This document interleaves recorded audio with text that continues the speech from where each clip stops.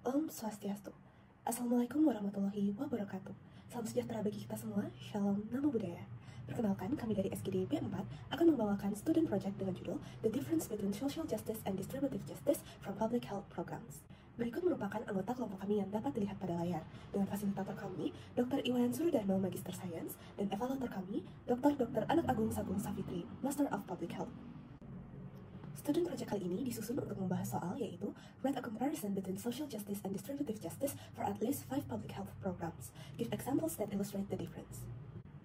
Baik, sebelumnya, perkenalkan, saya Niwayan Prati dari Kusuma Putri dengan 3 digit NIM terakhir 100. Masuk ke bagian pendahuluan. Social justice dan distributive justice adalah dua konsep penting dalam merancang dan menerapkan program kesehatan masyarakat. Social justice atau keadilan sosial secara umum didefinisikan sebagai kontribusi kekuasaan, sumber daya, dan kewajiban yang adil dan merata di masyarakat kepada semua orang, tanpa memandang ras atau etnis, usia, jenis kelamin, status kemampuan, orientasi seksual, dan agama atau spiritual. Di bidang kesehatan, keadilan sosial adalah prinsip yang menekankan bahwa setiap individu tanpa memandang latar memiliki hak yang sama untuk mengakses layanan kesehatan. Keadilan sosial ini berarti tidak boleh ada diskriminasi atau hambatan yang menghalangi akses ke layanan kesehatan bagi siapapun.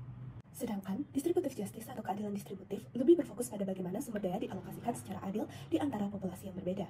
Konsep keadilan distributif menegaskan bahwa memperlakukan yang setara secara setara dan yang tidak setara secara tidak setara.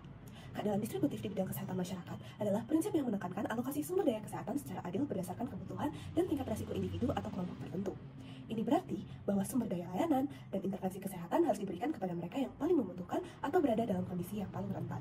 Perbandingan selengkapnya antara keadilan sosial dan keadilan distributif akan dibahas lebih lanjut melalui 5 program kesehatan dalam kajian kami. Baik, terima kasih atas kesempatan yang telah diberikan kepada saya. Sebelumnya perkenalkan, nama saya Denia Isabel Karnayuda dengan 3 digit NIM terakhir 080. Untuk program yang pertama adalah program Keluarga Berencana atau PKB. Keluarga Berencana atau KB adalah program pemerintah Indonesia yang mengatur jumlah dan jarak kelahiran anak untuk meningkatkan kualitas hidup masyarakat dengan mengendalikan laju pertumbuhan penduduk dan menyediakan layanan kesehatan reproduksi yang baik. Program ini itu mencakup pengembangan, perlindungan, dan bantuan hak-hak reproduksi, serta pelayanan dan dukungan untuk membentuk keluarga dengan usia kawin yang ideal, mengatur jumlah dan jarak kelahiran, serta memastikan kesejahteraan anak. Dua konsep utama dalam program ini adalah keadilan sosial atau social justice yang mencakup pemerataan hak dan peluang, dan keadilan distributif atau distributive justice yang berfokus pada alokasi sumber daya secara adil. Baik, saya akan menjelaskan mengenai aspek social justice dalam program keluarga berencana ini. Aspek social justice ini memastikan bahwa semua masyarakat mendapatkan hak yang sama dalam mendapatkan pelayanan keluarga berencana. Hal ini mencakup penghapusan diskriminasi, pemberdayaan kelompok rentan, dan peningkatan kesadaran masyarakat tentang pentingnya kesehatan reproduksi. Contohnya adalah program keluarga berencana di sebuah negara berkembang membuat kampanye pendidikan yang luas untuk meningkatkan kesadaran tentang pentingnya kontrasepsi. Kampanye ini itu menargetkan daerah pedesaan dan kelompok minoritas yang sering kali terpinggirkan. Melalui adanya program ini, masyarakat, khususnya perempuan, di daerah tersebut mendapatkan informasi yang mereka butuhkan untuk membuat keputusan yang sadar tentang kesehatan reproduksi mereka, terlepas dari status sosial, ekonomi, atau etnisitas mereka. Kampanye ini juga dapat mengurangi stigma terkait penggunaan kontrasepsi melalui pendidikan publik. Nah, dengan adanya metode kampanye ini, program keluarga berencana dapat mengatasi hambatan sosial budaya yang ada. Selanjutnya akan dijelaskan oleh rekan saya. Terima kasih. Baik, terima kasih atas kesempatannya. Perkenalkan, saya Putri Angelika Hasibuan dengan 3 digit NIM terakhir 098. Jadi di sini saya akan menjelaskan tentang distributive justice dari program keluarga berencana. Jadi secara umum, tujuan utama dari program ini adalah untuk menyediakan layanan kesehatan reproduksi dengan adil dan merata kepada pasangan-pasangan di daerah-daerah di seluruh Indonesia. Jadi dalam bentuk apa dilakukan distributive justice ini dapat dibentuk dalam sumber dayanya, yaitu alat kontrasepsi, dapat berupa pil KB, suntik KB, IUD atau kondom, dan lain-lainnya. Hal ini disediakan secara gratis ataupun bisa juga bersubsidi di puskesmas di seluruh Indonesia untuk mengurangi ketimpangan akses dari KB ini. Lalu kalau dilihat dari prinsipnya, distributive justice, program ini tidak hanya untuk mengontrol populasi, tetapi juga untuk memastikan bahwa distribusi sumber dayanya ini dapat disebarkan secara merata. Sekian dari saya, terima kasih. Sebelumnya, perkenalkan, nama saya Afifah Suslia dengan 3 digit NIM terakhir 088. Di sini saya akan menjelaskan tentang program perbaikan gizi pada masyarakat. Upaya perbaikan gizi adalah kegiatan atau serangkaian kegiatan yang dilakukan secara terpadu, terintegrasi, dan berkesinambungan untuk memelihara dan meningkatkan status gizi masyarakat dalam bentuk upaya promotif, preventif, kuratif maupun rehabilitatif yang dilakukan oleh pemerintahan daerah provinsi atau masyarakat.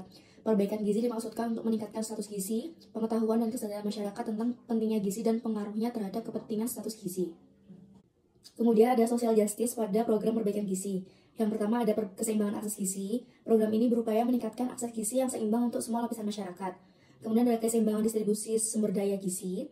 Program ini berfokus pada distribusi sumber daya gizi yang seimbang dan adil. Hak asasi manusia. Program ini berupaya memastikan bahwa semua individu memiliki hak asasi untuk mendapatkan gizi yang seimbang dan sehat. Keterlibatan pemangku kepentingan. Program ini berupaya meningkatkan keterlibatan pemangku kepentingan untuk meningkatkan kesadaran masyarakat tentang pentingnya gizi seimbang. Dan yang terakhir ada pengawasan dan monitoring. Program ini berupaya meningkatkan pengawasan dan monitoring untuk memastikan bahwa program ini berjalan dengan efektif dan efisien. Baik, sebelumnya perkenalkan nama saya Nika Dinda Valina dengan 3 digit NIM terakhir 090. Jadi di sini saya akan menjelaskan tentang distributive justice dari program ketiga, yaitu program perbaikan gizi masyarakat. Jadi untuk distributive justice dalam program ini, masyarakat memastikan distribusi hak yang adil di antara masyarakat. Ini melibatkan pengawasan kualitas makanan agar masyarakat sendiri mendapatkan makanan seimbang dan bergizi sesuai standar, serta memastikan lingkungan yang aman dan sehat. Masyarakat juga harus menerima hak yang sesuai terkait kesejahteraan sosial, dan distributive justice sendiri memastikan layanan kesehatan, pendidikan, dan kesejahteraan lainnya sesuai standar.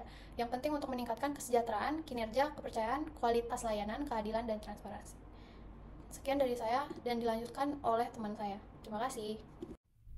Baik, saya Kade Hananisa Fasya dengan 3 digit NIM terakhir 092 akan melanjutkan mengenai program ketiga, yaitu imunisasi anak. Program imunisasi dasar anak di Indonesia merupakan salah satu upaya pemerintah untuk melindungi anak-anak dari berbagai penyakit menular yang berbahaya. Program imunisasi wajib ini diatur oleh Kementerian Kesehatan melalui Direktorat Jenderal Pencegahan dan Pengendalian Penyakit. Program ini mencakup vaksinasi untuk penyakit seperti campak, rubella, difteri, tetanus, pertusis, polio, hepatitis B, dan TBC. Orang tua diwajibkan untuk membawa anaknya ke fasilitas kesehatan untuk mendapatkan imunisasi sesuai dengan jadwal yang telah ditentukan.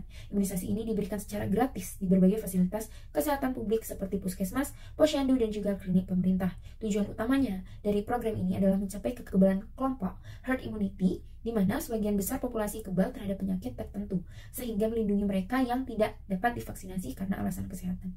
Selanjutnya akan dilanjutkan oleh teman saya. Baik, terima kasih atas kesempatannya. Perkenalkan, nama saya Christopher Vincent saja dengan 3 digit NIM terakhir 086. Di sini saya akan menjelaskan aspek social justice dalam program imunisasi anak. Aspek social justice merupakan prinsip dasar dalam program imunisasi anak di Indonesia. Hal ini berarti bahwa semua anak tanpa terkecuali mendapatkan akses yang sama terhadap imunisasi yang aman dan efektif. Lalu, program imunisasi anak ini bersifat gratis, sehingga semua anak dari berbagai latar belakang ekonomi memperoleh hak yang sama dalam memperoleh keadilan sosial, yaitu memperoleh kesehatan atau hak asasi manusia yang paling dasar. Kemudian, semua anak di Indonesia juga memiliki kesempatan yang sama atau kesetaraan untuk memperoleh hak tersebut, sehingga pemenuhan dari ketiga aspek dalam social justice, yaitu kesetaraan, hak asasi manusia, dan juga akses yang sama telah terpenuhi dalam program ini. Mungkin sekian jawaban dari saya, bisa dilanjutkan oleh teman selanjutnya. Terima kasih. Terima kasih atas kesempatan yang telah diberikan kepada saya. Perkenalkan, saya Kade Hananisa Fasya dengan 3 digit NIM terakhir 092. Di sini, saya akan melanjutkan mengenai distributive justice pada program ketiga ini, yaitu mengenai distribusi dan juga kualitas yang tidak merata, di mana imunisasi tersebut bersifat gratis, namun distribusi dan kualitas layanan kesehatannya tidak merata. Di perkotaan sendiri, infrastrukturnya lebih baik, tenaga kesehatan lebih banyak dan juga terlatih, serta pasokan vaksin yang juga konsisten. Sedangkan pada pedesaan atau daerah yang terpelosok, yaitu adanya keterbatasan jumlah tenaga kesehatan. Lalu, adanya fasilitas yang kurang memadai dan juga pasokan vaksin yang tidak selalu terjamin. Sehingga dampak dari ketimpangan ini yaitu keterlambatan atau kehilangan kesempatan imunisasi bagi anak-anak di daerah terpencil. Selanjutnya akan dilanjutkan oleh teman saya. Baik, terima kasih atas waktunya. Perkenalkan, nama saya Johananda Tarigan dengan 3 digit NIM terakhir 096. Di sini saya akan menjelaskan tentang program keempat, yaitu BPJS Kesehatan. BPJS Kesehatan atau Badan Penyelenggara Jaminan Sosial Kesehatan adalah lembaga yang bertanggung jawab atas penyelenggaraan program jaminan sosial kesehatan di Indonesia. Program ini didirikan untuk memberikan perlindungan kesehatan bagi seluruh masyarakat Indonesia. BPJS Kesehatan ini bertujuan untuk menyediakan akses pelayanan kesehatan yang terjangkau dan merata bagi seluruh penduduk di Indonesia. Nah, pendanaan dari BPJS ini berasal dari iuran yang dibayar oleh peserta, pemerintah, dan pemberi pekerjaan. Iuran ini terbagi menjadi iuran peserta mandiri dan subsidi dari pemerintah untuk peserta yang kurang mampu. Nah, peserta BPJS Kesehatan ini memiliki akses ke berbagai layanan kesehatan seperti pemeriksaan medis, perawatan di rumah sakit, obat-obatan, serta perawatan kebidanan dan persalinan. Nah, tata kelola dari BPJS ini diatur dan diawasi oleh pemerintahan melalui Kementerian Kesehatan dan Kementerian Keuangan. Baik, untuk social justice dari BPJS Kesehatan tersendiri, itu yang pertama ada akses kesetaraan, di mana BPJS ini berusaha untuk memberikan akses yang setara terhadap layanan kesehatan bagi semua warga Indonesia tanpa memandang status sosial, ekonomi, dan latar belakang lainnya. Yang kedua, perlindungan sosial, di mana BPJS ini memberikan perlindungan sosial kepada peserta dalam hal biaya kesehatan dan ketenaga kerjaan. Yang ketiga adalah keadilan finansial, di mana dengan mengumpulkan iuran dari peserta, BPJS ini mengelola resiko secara kolektif dan memastikan bahwa resiko kesehatan dan ketenaga kerjaan dibagi secara adil di antara anggotanya. Dan yang terakhir, pengentasan kemiskinan. Melalui program BPJS, jaminan sosial seperti BPJS, pemerintah Indonesia berusaha untuk mengentaskan kemiskinan dengan cara meningkatkan akses terhadap layanan kesehatan yang terjangkau dan memberikan perlindungan finansial terhadap risiko kesehatan dan ketenaga kerjaan. Sekian, terima kasih. Baik, terima kasih atas kesempatannya. Saya Donindra Kansastia Ningrum dengan 3 digit NIM terakhir 104. Di sini saya akan menjelaskan tentang distributive justice dari BPJS Kesehatan. Yang pertama adalah keterjangkauan dan aksesibilitas. BPJS Kesehatan ini harus memastikan bahwa jaminan kesehatan tersebut dapat diakses oleh semua warga negara, termasuk mereka yang berada di wilayah pedesaan atau memiliki keterbatasan ekonomi. Namun, masih ada keterbatasan aksesibilitas seperti kurangnya fasilitas kesehatan di wilayah pedesaan dan biaya yang tinggi untuk pelayanan kesehatan. Yang kedua adalah transparansi dan akuntabilitas. BPJS Kesehatan harus memastikan warga negara mengetahui dan memahami bagaimana jaminan kesehatan tersebut dikelola dan disalurkan kepada masyarakatnya. Namun, masih terdapat kekurangan dalam transparansi dan akuntabilitas seperti kurangnya distribusi informasi kepada masyarakat tentang jaminan kesehatan dan prosedur pengelolaannya. Dan yang terakhir adalah keterlibatan dari masyarakat itu sendiri. BPJS Kesehatan ini harus memastikan masyarakat dapat berpartisipasi aktif dalam menentukan kebijakan dan mengawasi pelaksanaan jaminan kesehatan. Namun, seperti yang saya bilang tadi, kurangnya pendistribusian informasi tetap menghalangi hal tersebut. Mungkin sekian yang dapat saya sampaikan, selanjutnya akan dilanjutkan oleh rekan saya. Terima kasih. Ya, terima kasih atas waktu yang telah diberikan. Perkenalkan, saya Vivian Suwardani dengan 3 digit NIM terakhir 102. Di sini saya akan membahas tentang pemeriksaan pranikah. Premarital screening check-up atau tes pranikah merupakan serangkaian tes yang harus dilakukan pasangan sebelum menikah. Di negara lain, premarital screening itu sudah menjadi persyaratan wajib bagi pasangan yang akan menikah. Hal tersebut dikarenakan tidak semua orang memiliki riwayat kesehatan yang baik. Seseorang yang tampak sehat mungkin memiliki sifat pembawa penyakit atau carrier. Pemeriksaan yang dilakukan itu meliputi pemeriksaan genetik, pemeriksaan penyakit menular, dan infeksi melalui darah. Pemeriksaan bertujuan untuk mencegah agar penyakit tersebut tidak menurun pada keturunannya di kemudian hari, sehingga hidup sehat bersama keluarga bisa tercapai. Waktu pelaksanaan premarital screening yang disarankan adalah 6 bulan sebelum calon mempelai menikah. Social justice adalah keadilan yang diwujudkan dalam masyarakat. Prinsip keadilan sosial dalam program pemeriksaan pranikah itu berfokus pada perlindungan hak-hak dan kesetaraan antara laki-laki dan perempuan dalam proses pernikahan. Beberapa di antaranya, yaitu yang pertama ada keadilan prosedural, yang mana artinya adalah prosedur pemeriksaan pranikah harus adil dan tidak diskriminatif. Hal ini melibatkan penggunaan kriteria yang relevan dan tidak memihak dalam mengevaluasi kesehatan calon pengantin. Lalu yang kedua ada hak privasi dan keamanan, yaitu informasi pribadi yang diperoleh itu harus dijaga kerahasiaannya dan hanya digunakan untuk tujuan sesuai. Lalu yang terakhir yaitu pendidikan dan informasi. Calon pengantin itu mendapatkan informasi yang akurat dan jelas tentang tujuan dan manfaat dari pemeriksaan pranikah, serta penjelasan terkait hasil pemeriksaan dengan jelas. Sekian yang dapat saya sampaikan, selanjutnya akan dilanjutkan oleh rekan saya. Terima kasih. Yang perkenalkan, saya Sintiani dengan 3 digit NIM terakhir 094. Di sini saya akan melanjutkan membahas mengenai distributive justice dalam konteks pemeriksaan pranikah.